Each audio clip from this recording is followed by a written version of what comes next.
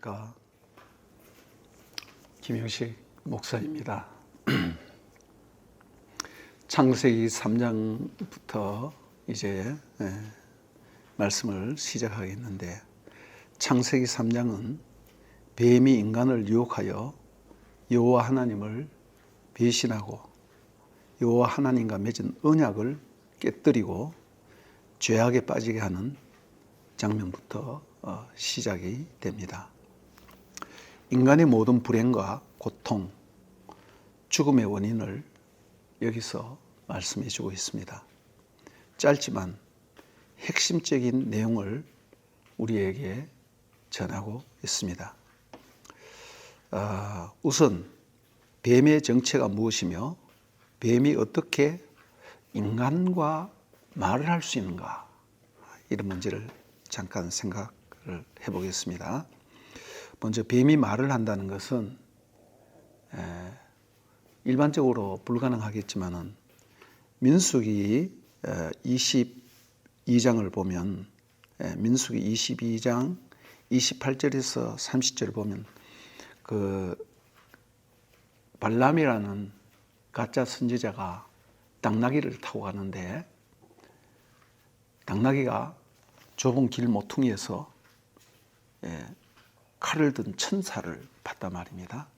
당나귀는 봤는데 눈이 어두운 발람 선지자는 못 봤어요. 그래서 발람이 그 나귀가 그 천사의 칼을 피하려고 담벼락 쪽으로 그냥 비비대는 거죠. 그러니까 이 선지자가 나귀를 타고 가다가 다리가 아플 거 아니에요.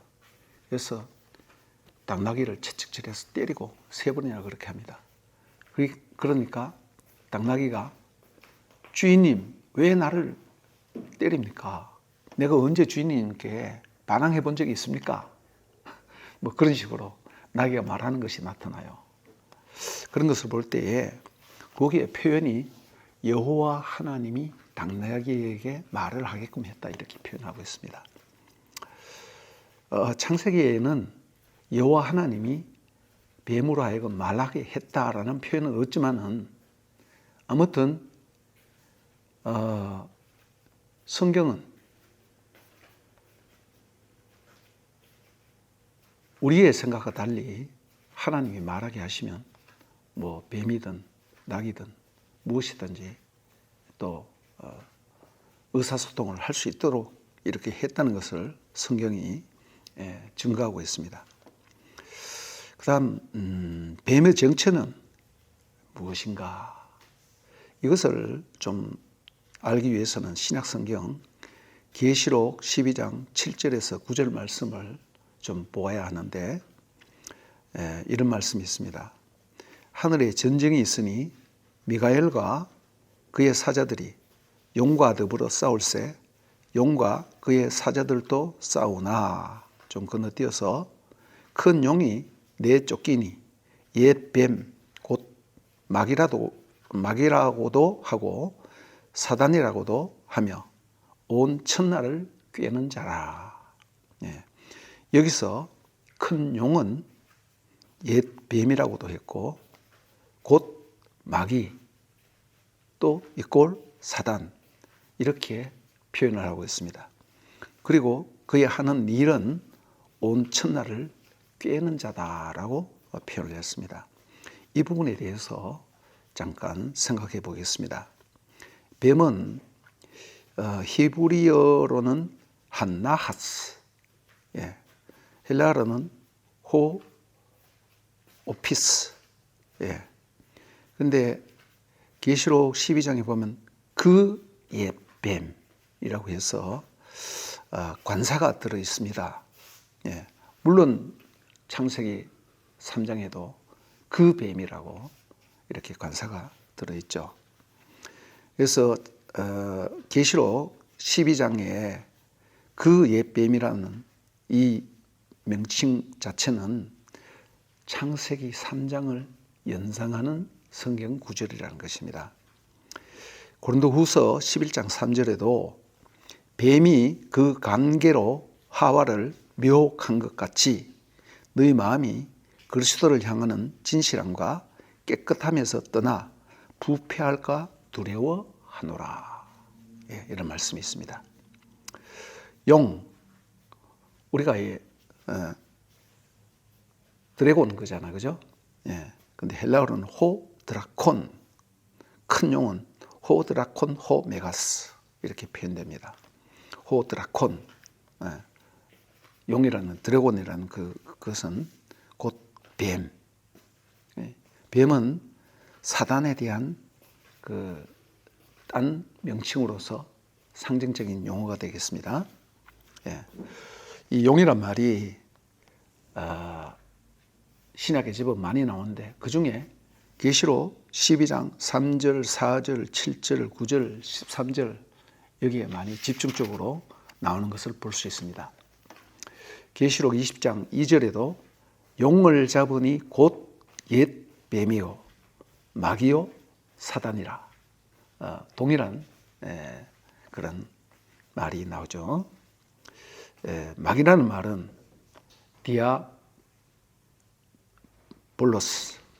디아볼로스라는 건데 던져진 자 그런 뜻이 있습니다. 디아라는 것은 뭐뭐를 통하여라는 뜻도 있지만 뭐뭐 사이에, 그 다음 발로는 던지다는 뜻도 있지만 고소하다, 비방하다 그런 의미도 있다고 합니다. 그래서 뭐뭐 사이에 이간질하다, 즉 하나님과 인간 사이에 이간질을 하는 것입니다. 그리고 인간과 인간 사이에 이간질을 하면서 살살 나쁜 얘기를 하는 것이에요. 여러분 그런 거 있죠? 네. 그게 바로 마귀, 디아볼로스라는 그런 의미가 되겠습니다. 사탄, 이거는 헬라 말로는 사타나스, 이렇게 사타나스가 되겠네요. 네. 신약에 구약보다 더 많이 나오더라고요. 37회가 나오며 계시록에 8번 정도 나온다고 합니다. 근데 원래 이 사탄이라는 용어는 구약에 있는 용어예요. 사탄. 예. 그래서 sin, het, tet 할 때 tet. 그러니까 sin, tet, 눈 여기에다 이제 정관사 하가 붙습니다. 이거 뜻은 뭐냐면 적 혹은 원수 이런 뜻이 있습니다. 전쟁을 할 때에는 적이라는 말입니다. 사무엘상 29장 4절에 보면 저 친구 다윗을 보고 하는 말인데, 저 친구가 전쟁이 나면 적편이 될 수도 있으니까 여기 참여하지 못하게 합시다 할 때 그 말을 썼어요. 법정에서는 그 원고와 피고가 있잖아요. 혹은 피고와 원고 있으면 서로 다투는, 쌍방간에 서로 다투는 사람, 그 마주보는 그런 사람을 얘기합니다. 시편 109편 6절에 보면 악인이 그를 다스리게 하시며 사탄이 그의 오른쪽에 서게 하소서라고 이렇게 표현하고 있습니다. 특별히 이것이 사탄이란 말이 일반적으로 그냥 사탄이라고 많이 쓰여지는데 정관사가 붙어서 사탄이라는, 히브리어의 정관사는 점입니다. 사탄, 사탄 이렇게 할 때는 소위 말하는 사탄, 악마 그런 의미가 있어요. 여러분 욥기 1장에 보면 하늘에 천상회의가 있는데 하나님이 있고 천사들도 있는데 사탄도 거기 와 있어서 대화하는 장면이 나오죠. 우리가 정말 이해하기 힘든 그런 부분이지만은 성경이 그것을 말씀하고 있습니다. 그래서 욥기 1장 6절, 7절, 8절, 9절, 12절, 2장에도 1절, 2절, 3절, 4절, 6절, 7절 제가 이제 확인해 보니까 그렇게 많이 나오더라고요. 그 다음 여러분들 스가랴 3장 1절에서 2절을 보면 대제사장 여호수아를 사단이 마치 검사가 고소하는 것처럼 대제사장 여호수아에 대해서 고소하고 공격하는 거예요.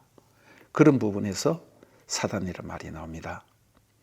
그 다음 역대상 21장 1절에 보면 사무엘하 22장인가 거기도 나오죠. 23장인가 거기도 나오는데 표현이 약간 다릅니다. 역대상 21장 1절에 사단이 다윗의 마음을 격동시켰다 이렇게 표현하고 있어요.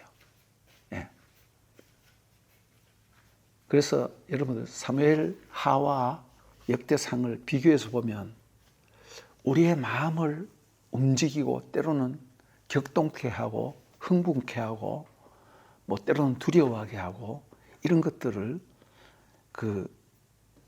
어떻게 해서 그렇게 되어지는가라는 것을 살펴볼 수 있는 좋은 재료가 됩니다. 그래서 역대상 21장 1절에 사단이 다윗의 마음을 격동시키사 이렇게 표현합니다. 정리를 하면 정간사와 함께 사탄이라고 이렇게 표현되는데 욥기 1장과 2장이 많이 나오고 서갈에서 3장 1절 2절 사단이 대제사장 여호수아를 공격할 때, 그 다음 역대상 21장 1절 사단이 다윗의 마음을 격동시킬 때, 이런 때에 사탄이 나옵니다. 사탄 영어로도 SATAN 아마 이렇게 될 것입니다. 그래서 헬라어로는 호 사타나스 하고 할 때 대적 원수, 또 동사로는 대적하다, 고소하다, 때로는 명사로서 대적자, 하나님을 대적하는 대적자, 인간을 대적하는 대적자, 이런 뜻으로 쓰이기도 합니다. 대적하는 방법, 사단이 어떻게, 여기 뭐라 그랬습니까? 큰 용, 옛 뱀, 곧 마귀, 곧 사단, 이렇게 했단 말입니다.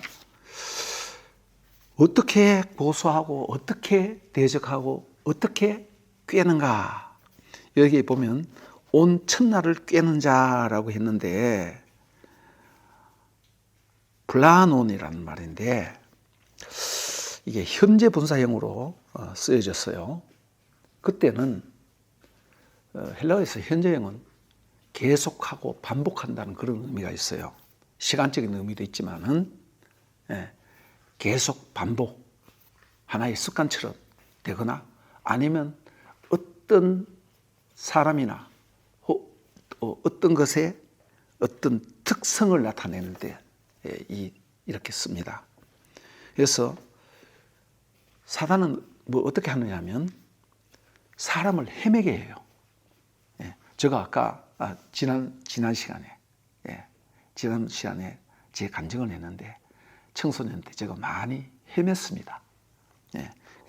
사람을 헤매게 하고 길을 잃게 만들고 원래 가야 할 길이 있는데 길을 헤매고 잘못된 길로 들어서게 만드는 데 탁월한 재주가 있는 것입니다.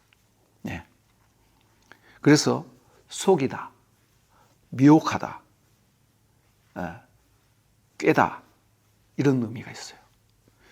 하나님을 향하여 가야 하는 길을 잃고 잘못된 길로 가도록 사람을 요즘 말로 꼬시는 거예요. 원래 하나님의 길이 있는데 하나님을 향하여 가는 그 길을 가지 못하게 방황하게 하고 혼미하게 하여서 그 길을 잃고 잘못된 길로 가도록 살살 꼬시는 거예요. 이것이 바로 마귀 혹은 사단이라는 그런 존재가 하는 일입니다.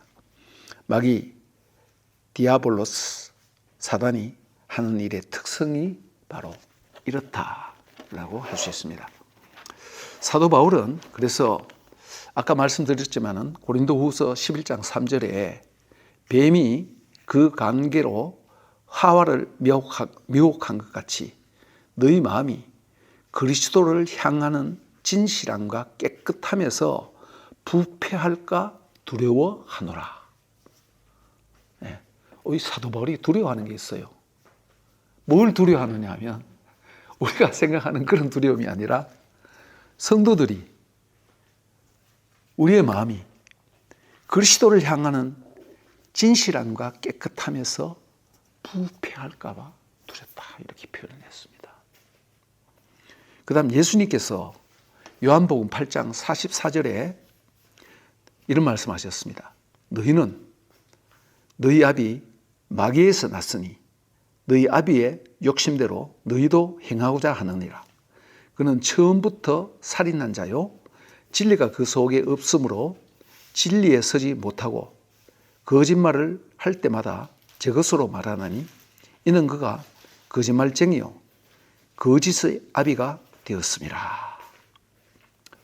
예수님은 이 말씀을 당시에 하나님을 잘 믿는다고 자부하는 유대인 지도자들을 향하여서 이 말씀을 하셨어요.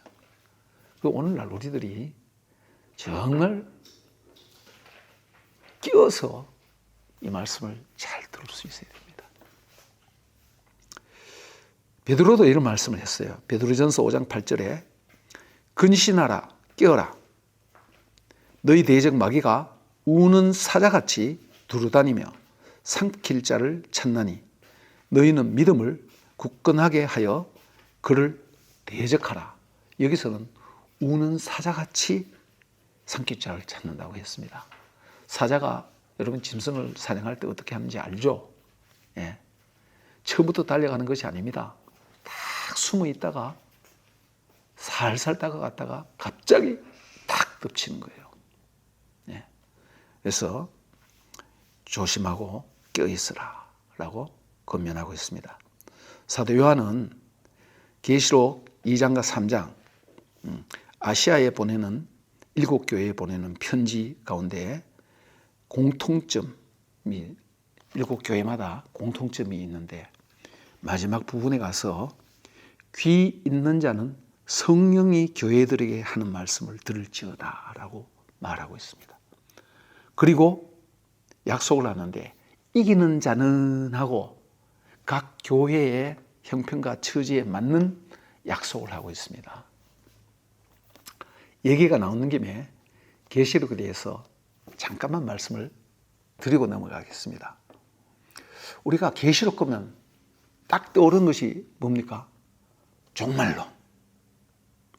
예수님이 곧바로 재림하는 거야. 종말론으로 생각합니다. 그러나 계시록을 자세히 보면 계시록은 아시아에 있는 7교회에 보내는 편지입니다. 편지의 내용 가운데 주님이 곧 오시리라는 약속도 있고 또 교회에 대한 약속도 있는 것이에요. 그래서 계시록은 편지이고 그 내용은 사실상 종말론에 앞서서 교회론입니다. 계시록의 핵심 포인트는 교회론입니다. 그 교회를 위로하기 위해서 종말에 어떻게 될 것인가? 예수님이 곧 오신다는 그 말씀이 있는 것이에요. 예수님이 속히 오리라는 그 말도 예수님이 속히 오니까 내일 모레 오는 거야. 몇 년도에 와. 예수님 오신 날이 얼마 남지 않았어. 이렇게 말하는데 이 속히 오신다는 이 말씀의 뜻이 하나님의 섭리의 시간에 하나님의 때에 맞게 온다. 그런 뜻입니다. 우리가 생각하는 빨리 온다, 속히 온다. 그런 뜻이 아니라 하나님의 섭리의 때에 하나님의 시간에 온다. 그런 의미가 있다는 것을 여러분들이 반드시 기억하셔야 됩니다. 이런 것을 잘 알지 못하면 많은 사람들이 잘못된 사람들의 특별히 이단들의 예수님이 곧 오게 돼 있다고 이런 식으로 말하는 것에 우리가 쉽게 미혹당하기가 쉽습니다. 다시 창세기로 돌아가서 창세기 3장 1절에 이런 말씀이 있습니다. 그런데 뱀은 여호와 하나님이 지으신 들짐승 중에 가장 간교하니라. 이 강교한이라는 말이 히브리어로 아룸이라는 뜻입니다.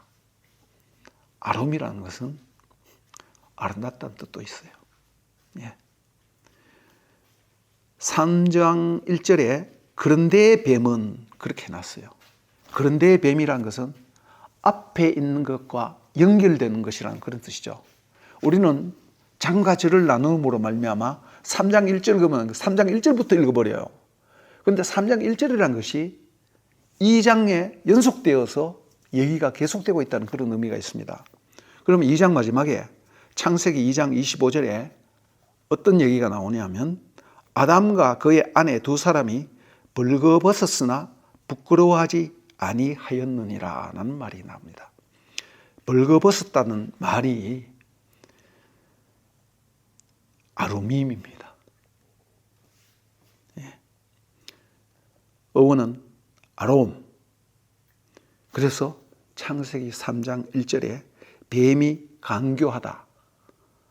아룸이라는 말과 그들이 벌거벗었다. 복수형인데 아루밈. 똑같죠. 자음, 히브리어는 원래 자음만 있고 모음이 없었어요. 모음은 후도에 붙였는 거예요. 그 어근이 똑같습니다. 아인, 리시, 맴. 예. 자음이 같아요. 모음이 같아요. 그래서 그 의미는 긍정적으로 쓰일 때에는 슬기로운, 지혜로운, 신중한 이런 뜻도 있습니다. 부정적으로 쓰일 때는 간교한, 간사한, 잔꾀가 많은 이런 뜻으로 쓰일 때가 있어요. 예. 여기에 창세기 2장 마지막 절은 2장 25절과 바로 다음 절인 원래 모세가 창세기 쓸 때 장절이 없었죠. 후대에 성경을 보기가 쉽게 하기 위해서 장절을 나누는 거예요. 그러니까 창세기 2장 25절과 3장 1절은 바로 앞에 절이고 바로 뒤에 절이에요. 아담과 그의 아내 두 사람이 벌거벗었으나 아루밈, 예, 부끄러워하지 아니하였다. 그런데 뱀은 여호와 하나님이 지으신 들짐승 중에 가장 아룸하더라, 강교하더라. 똑같은 어근의 단어를 써서 언어 유희, 워드 플레이를 했다는 것입니다. 즉 사단, 뱀은 적어도 인간 아담과 하와가 보기에 충분히 매력적인 모습으로 인간을 유혹하고 있다는 것입니다. 예. 사단이 예수 그리스도를 시험할 때도 야, 너가 진짜 하나님의 아들 맞아? 그리고 온 천하 만물을 다 보여주면서 너 나에게 절하면 이 천하 다 줄게. 이런 식으로 유혹하잖아요. 구미에 당기잖아요. 여러분 천하 만국 다 준다면 여러분 어떻게 하겠습니까? 우리가 잘 아는 독재자들 있잖아요. 저 북쪽 동네에도 있고. 그 뭐예요? 자기가 다 가지려고 다른 사람 죽든 말든 그리고 다른 사람 죽여가면서 독재하는 거예요. 인간이 이런 존재입니다. 이런 것을 볼 때 뭔가 시사해 주는 것이 있다는 것입니다. 조금 전에 인용한 고린도후서 11장 14절에 좀 전에 인용한 것이 아니네요. 고린도후서 11장 14절에 사단도 자기를 광명의 천사로 가장하나니 이것은 이상한 일이 아니다. 사단이 처음부터 도깨비 뿔난 것처럼 시커먼 얼굴에 흉악한 인상에 그렇게 다가가는 게 아니라는 것입니다. 가장 아름다운 모습으로 우리가 보기에 가장 멋있게 그렇게 다가온다는 것입니다. 그래서 아담과 하와 두 부부가 벌거벗었으나 아루밈, 뱀은 그런데 들짐승 중에 뱀은 가장 아름하였더라.